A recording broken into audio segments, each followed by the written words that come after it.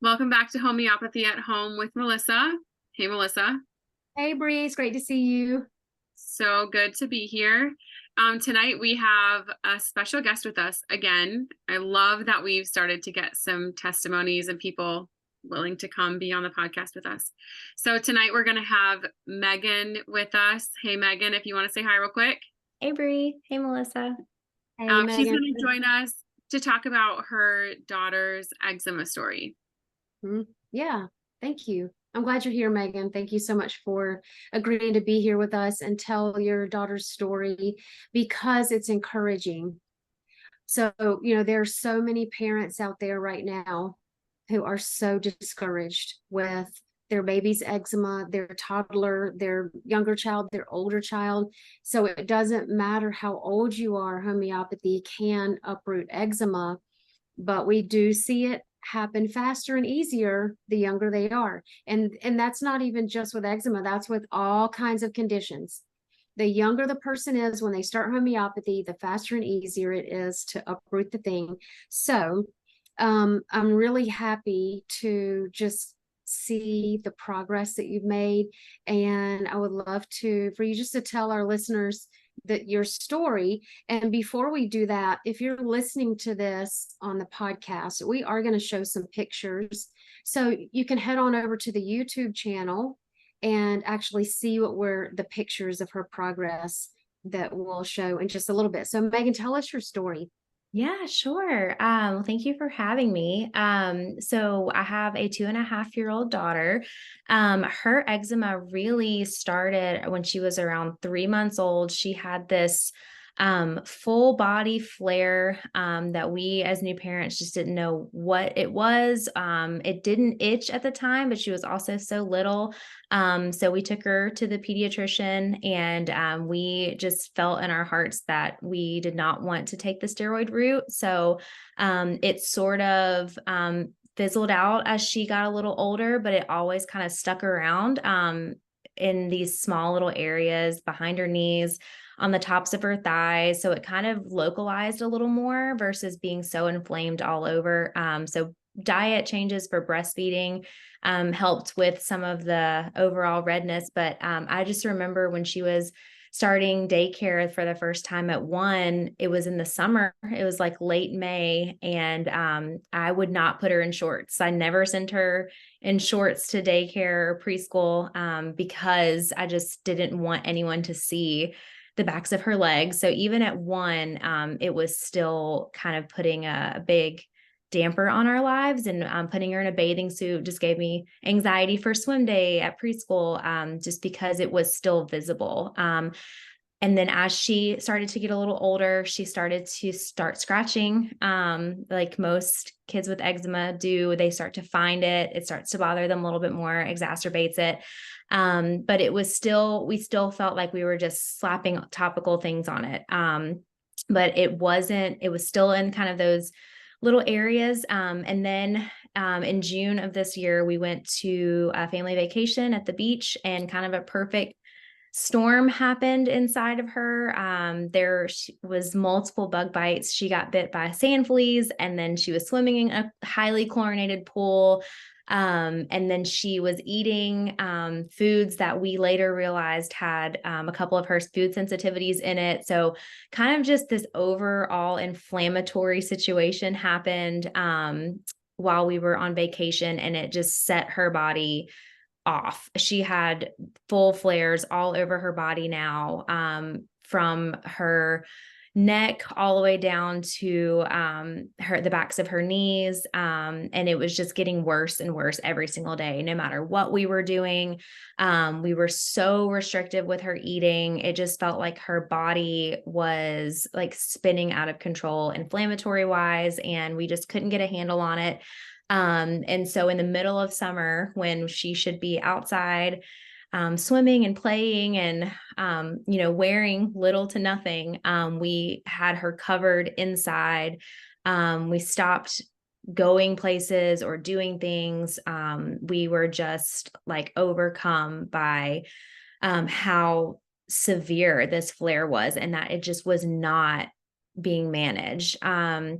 And now as she's 2, she was just violently itching, and she would communicate with us that it was itchy. She started itching all night long. We were losing sleep like so many parents do. I think that's the most devastating piece of eczema, is how much your child is itching, and they'll go hide and itch. Lose sleep, causes behavioral issues from the lack of sleep. It just started spinning out of control. So, about a month of this went on, and we were just not seeing any improvement despite a very low tox household. We don't have mold. The diet was really clean. We just felt like there was just this missing piece that we needed to calm her body down and just get to the root and like heal from a cellular level. And so I was very familiar with homeopathy. And so I reached out to some friends and was referred to you guys. And I just felt like this was something that I could not handle on my own. I needed constitutional care. This was something that was very deep rooted, very complex. I needed guidance. And I knew this was not going to be an overnight thing. So just having someone that was going to help us through this journey. And I had just a deep faith that this was it. This was what was going to help her live a normal life.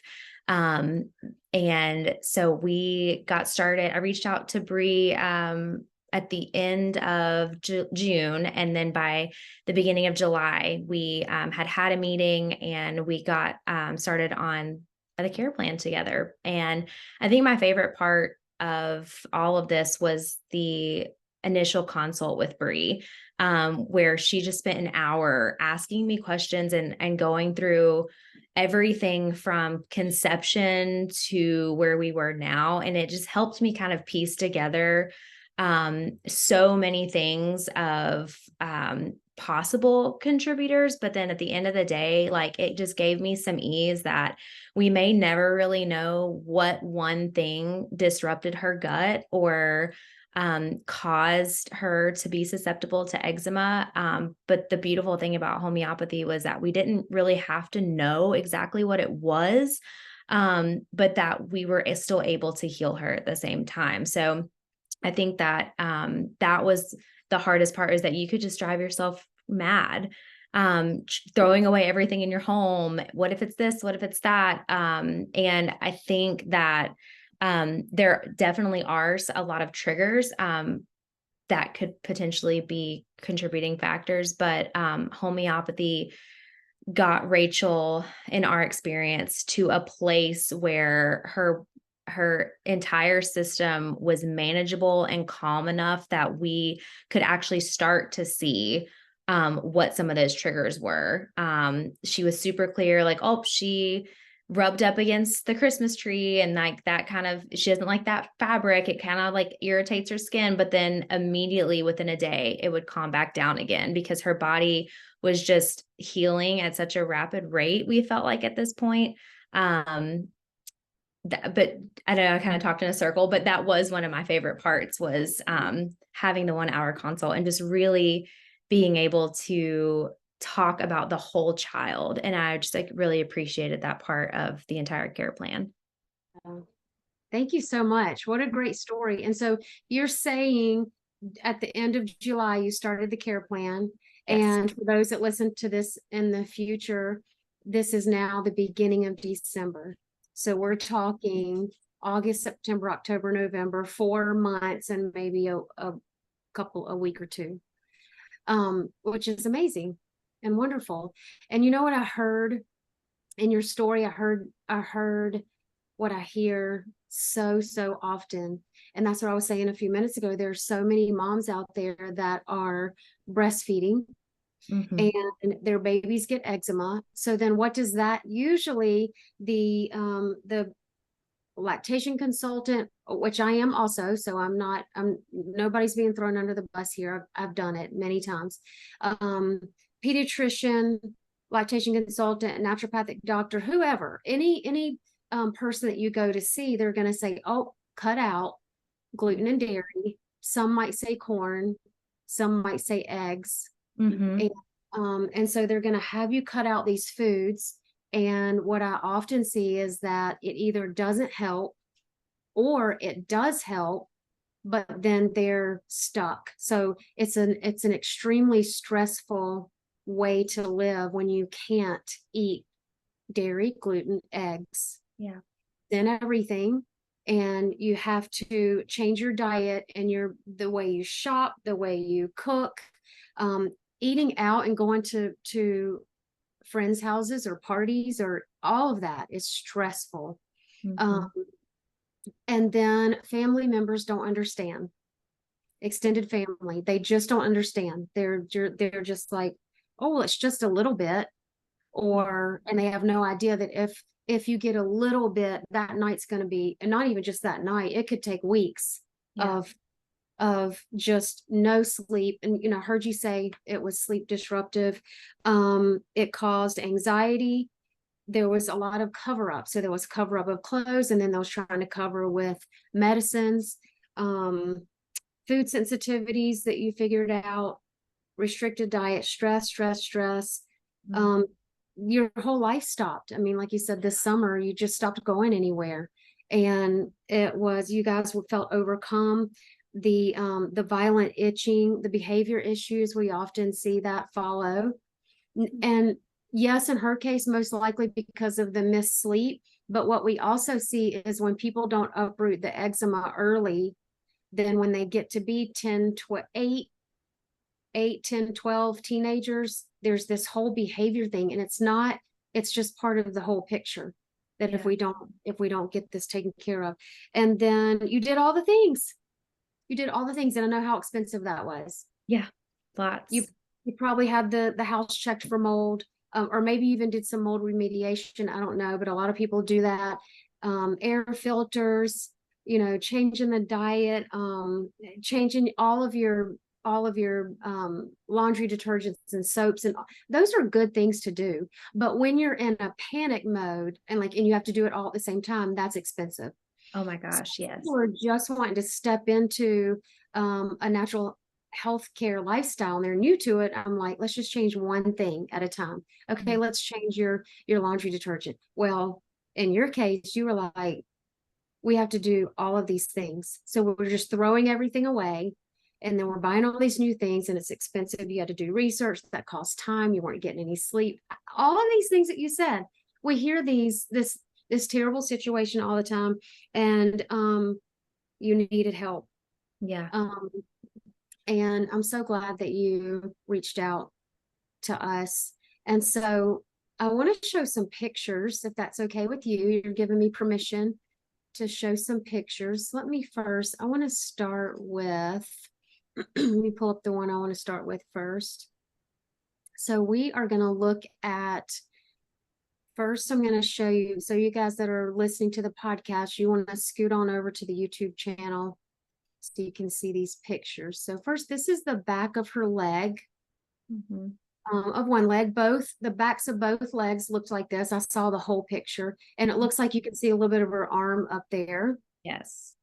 Tell me, was this the worst of it, or is there another picture I have that's worse than this? I would say that was one of the worst days. That was probably the day that I sat down and just started reaching out. Who I need a homeopath. I need to find a healing modality. I think that was one of the worst days, and it was one of the most widespread areas. And then we cropped her face out, but you could just see in the picture she was just crying. And just very uncomfortable. So yeah, that's probably one of the worst. And then this photo, the inflammation behind her legs was so significant, and she was scratching so consistently that the skin started to break down and break open and bleed through her pants. And she would just scratch until she bled. And that was just one area that was just so difficult to heal. And that was something that I was already working with Bree at this time. And we had spoken about some of those just very hard to heal areas. And we were able to switch some of the remedies around in doses, and we were able to heal that area. That was just felt like it was impossible and just never healing. And within a couple of weeks, I would say about a month, that whole area behind her leg healed, which was such a problem area for us. And then this photo, she was flared under her arms from about midway from her elbow to her armpit. And it was just red, hot, swollen, itchy. And then it had flared around her belly. And she was just, at this point, we just felt like there was minimal parts of her body that weren't flared, where she just was itching, and her skin was red and bumpy and patchy and dry, and all of the things. So this was just one of the most widespread days. And this was probably like the beginning of July. Okay. And And look at her leg. yes, yeah. And this was actually a couple of weeks ago. So this was right around the time, right before Thanksgiving, Bree and I met just to discuss if we were going to continue, if we needed to make any changes. And the skin is just like porcelain now. I wish I could get it even more clear. But when she's just like laying down and I see the backs of her legs, like I'll just rub my hands over it. And I'm like, I never imagined she would just have that soft, supple porcelain skin. And just her knees, I just can't like say it enough. Like that was such a difficult area to heal. And that's where my eyes go when I see any child running around in shorts. I want to see their knees. And I guess I just stared at hers for so long. I was always comparing her to other kids. So we just like praise her legs every time we get to see them.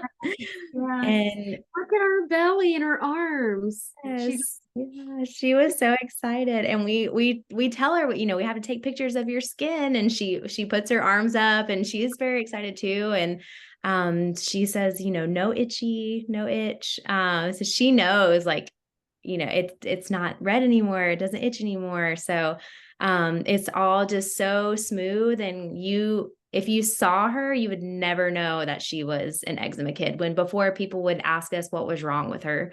Or like, oh, poor baby, you know, people would definitely notice. You would never know that she once was just like covered from head to toe. You know, so you didn't have to deal with it for too long, but in that short amount of time, did you have any extended family saying, why aren't you doing this or that, or what are you doing? Absolutely. Yes.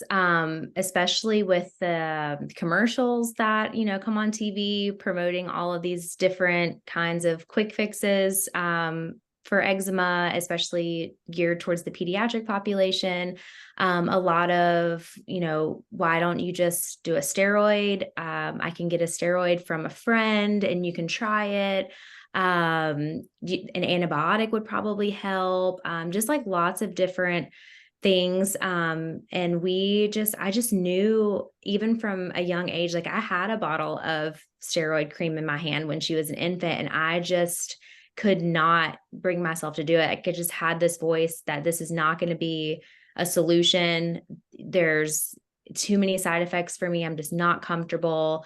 I want to try something else. And so we threw it away, and we just knew, especially reading stories about topical steroid withdrawal, and trying to do as much as we could research wise. And we joined lots of different groups, especially ones that promoted natural healing. And we just knew, as a family unit, I had so much support from my husband and my mom, and his mom, that they were going to support us taking this route, even if it was going to take forever and it looked like she was going to suffer, and we couldn't take it away immediately. And I think that was the hardest part, was just take it away. It'll be cleared up in a couple of days if you just do this quick cream or do this or that. We went to the allergists and we went to the dermatologists, and nothing ever sat right with me, that no one was recognizing it as a deep rooted complex issue. It wasn't a skin issue, and it's not a lotion deficiency. It's systematically her body is just not functioning where it can be optimally. And I just felt like there was a way to get there, and the skin was an outward sign of an inward problem. So there were some family members that it was just very difficult, and friends and coworkers and neighbors. But it is so helpful when you do have a support system, someone in your corner, whether, even if it's not your family, if it's just a friend, someone that says like, we're here to support you. You're making the right decision. You're doing the absolute best you can. That really helps you get through every single day, which feels like a week when you're dealing with a child with eczema. Yeah, absolutely. So the skin, when we have eruptions and issues with the skin, that is our sign that there's something happening in the gut. Mm-hmm. And, or the liver is struggling, or the gut, the digestive system. And so when we try to attack the skin, the outward thing, and that's what most of the practitioners or and doctors do is, okay, there's a problem on the skin, let's attack the skin. We got to go deeper, and homeopathy goes deeper. I heard you say food restrictions. Are you still restricting foods for her? Are you starting to reintroduce? We are slowly starting to reintroduce some things. We started probably the end of June. We went dairy-free, gluten-free.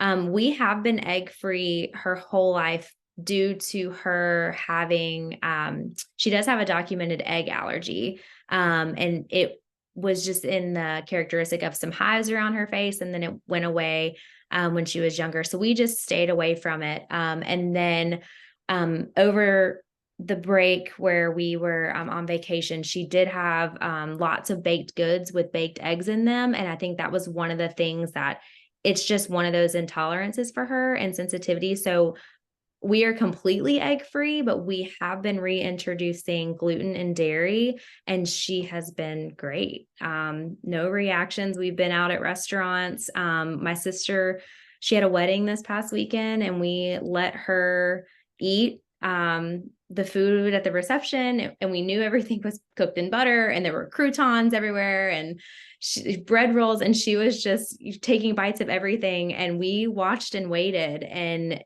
her skin never reacted. When before we would cook chicken in butter and immediately she would just flare all over her body. So we noticed that if she did get a hold of a food sensitivity after starting homeopathy, she may have a flare, but then by morning it would be gone.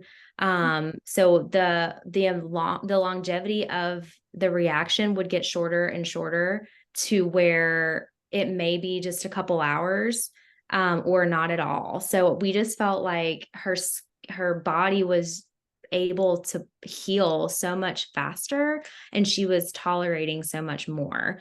So now we just don't feel as restrictive. I mean, we do try to eat a very clean diet, but we're not as absolutely petrified of food now. We can breathe a little bit, and she can eat more food. So that was really exciting. And she's still, not showing any sort of reaction, which is really great. So two things. I would fully expect for you to be able to uproot even the egg allergy for her. She's not going to have to be egg free for the rest of her life. Homeopathy can uproot that egg allergy. And whatever, if right now she's still having a little bit of a reaction, but it's shorter and less severe, it's coming to where she doesn't have a reaction at all. I would expect that. And then the other thing is, I just kind of, to back up a little bit, when people were saying, oh, just hurry and, give her the steroid because it'll give her fast relief. The pure danger in that even doctors will admit is that suppressed eczema very often turns into asthma later. So I am not interested in contributing to my child not being able to breathe so that she won't suffer right now. So I know that was hard. Absolutely know that was hard. Yeah. I do it myself. So, but you did good, and you did the right thing, and you didn't contribute to long-term health problems, that are even worse. Asthma is worse than eczema. Yes, absolutely. The inflammation will just go somewhere. Yeah. Bree, I've done all the talking. What do you want to say? Done so good. And I knew the story, so this is great. I did, if I remember right, I wanted to add a little bit of context, like or not context, just outside perspective, hearing you and walking with you through that. If I remember right, it was you and your mom when we spoke, you guys had said that you wanted to take pictures all the time because you realized you had never seen her with clear skin. Mm-hmm. Was that you that said that? Yes. Which I just thought was so sweet, because you said it started when she was around 3 months old. Mm-hmm. And you had that realization that you've never seen her regular skin, like her healthy skin. So that was just a sweet thing I remember from our conversations. But I also wanted to ask a couple things. One, you had accidentally, or just it kind of just worked out where you weaned off the remedies regularly, even before our last conversation, which meant, and that's sometimes something that, like, an approach that we take. So really, by the time we had met last, she wasn't even on remedies. So in some of those clear pictures, she was not taking any remedies. And we tell people that, Melissa and I, where homeopathy is different is we're not here to keep you as a client for 1,000 years. Like, we're not telling you to take remedies for the rest of your life. The goal is you won't have to take these. And like you had said, she can encounter some of those disruptive things and not even need a remedy. Her body now can respond like appropriately how it should. Yes. And eventually, hopefully, the goal would be that not at all. But okay, my question, if you were to look back at yourself 6 months ago, or to another mom who's about to, or who's in your shoes 6 months ago, how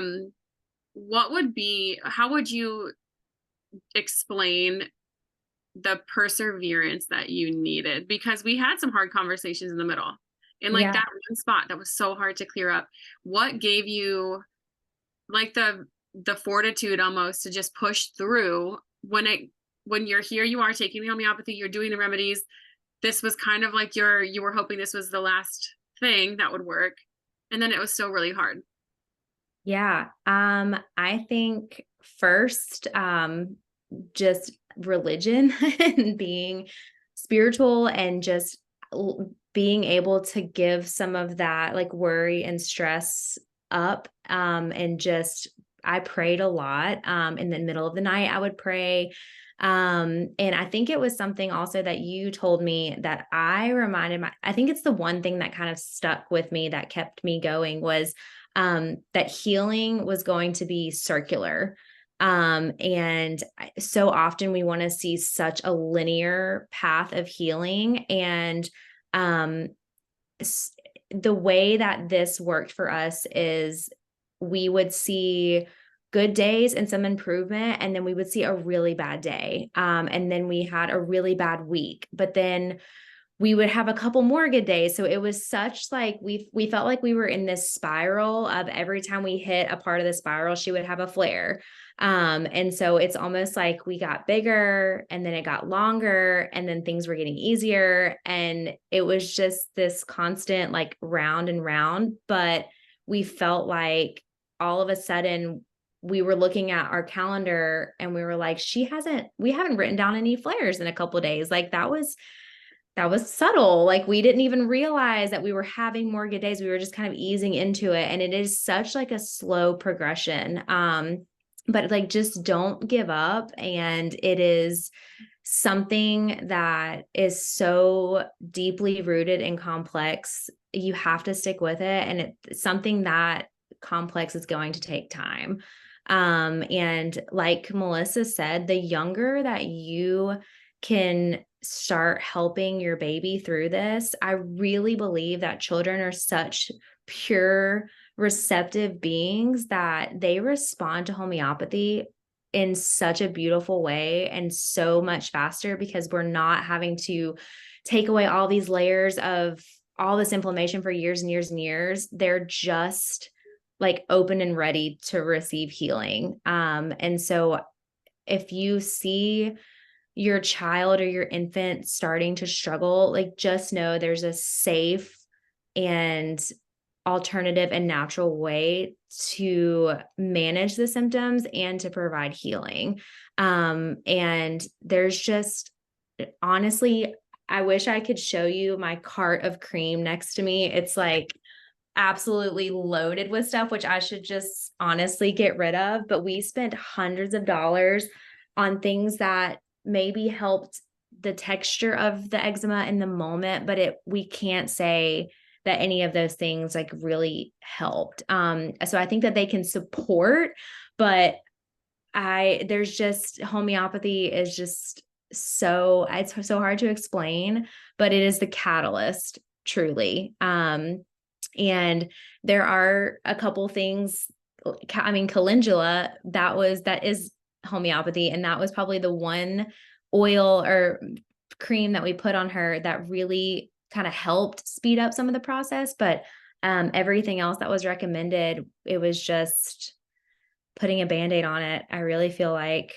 So just to know that something that is safe for a 90-year-old and a 9-week-old is just so amazing to know that it is available and it can help. I mean, truly. Yeah. Thank you so much. Yes. Thank you. That was such good encouragement Mhm. from a mom who has just walked through this to moms who are just about to walk through it, or who didn't even know there was another way, or who are walking through it right now and they're like, this back and forth, I don't know, is this really even working?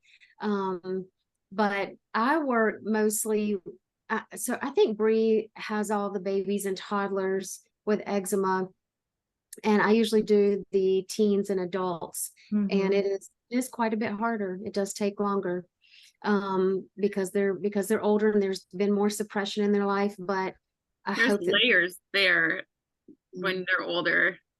But I hope that this encourages them to hang in there. So I didn't mean for that to be like, oh, Bree, you've got an easy job. You don't. Eczema is hard.